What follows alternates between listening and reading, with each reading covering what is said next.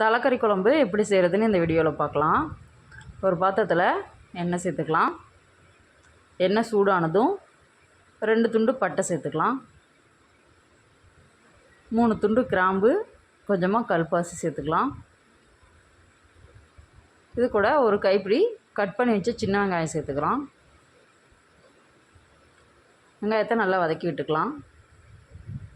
நான் ஏற்கனவே வெங்காயம், தக்காளி, இஞ்சி, பூண்டு, சீரகம், சோம்பை நல்லா வதக்கி வச்சுருக்கேன். இதை நல்லா பேஸ்ட்டாக அரைச்சி எடுத்துக்கலாம். பேஸ்ட்டை இதில் சேர்த்துக்கலாம்.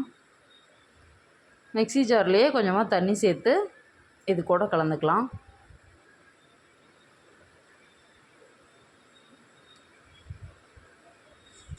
இது கூட 1/2 ஸ்பூன் மஞ்சள் தூள், 2 ஸ்பூன் வரமிளகாய் தூள்,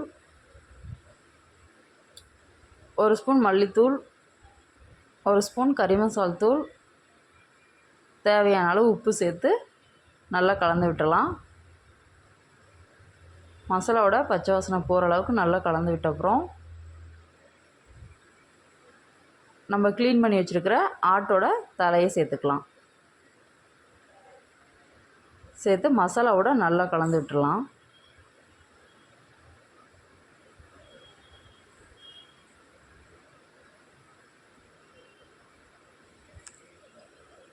பார்த்திங்கன்னா நல்லா கொதித்து வந்துருச்சு. இது கூட ஒரு 1/2 மூடி தேங்காவை நல்லா பேஸ்ட்டாக அரைச்சி சேர்த்துருக்கேன். அதை சேர்த்துக்கலாம். அது கூடயே குழம்புக்கு தேவையான அளவு தண்ணி சேர்த்து நல்லா கலந்து விட்டுறலாம். இப்போது குக்கர் மூடி போட்டு ஒரு 5 விசில் விட்டு எடுத்துக்கலாம். இப்போ பார்த்திங்கன்னா கறி நல்லா வெந்து வந்துருச்சு. ஒரு சின்ன நெல்லிக்காய் சைஸ் புளியை நல்லா தண்ணியில் கரைச்சி எடுத்து வச்சுக்கலாம். குழம்பு நல்லா கொதிச்சுட்டு இருக்கும்போதே கரைச்சி வச்ச புளி தண்ணியை சேர்த்துக்கலாம். தலைக்கறிக்கு புளி தண்ணி கண்டிப்பாக சேர்க்கணும்.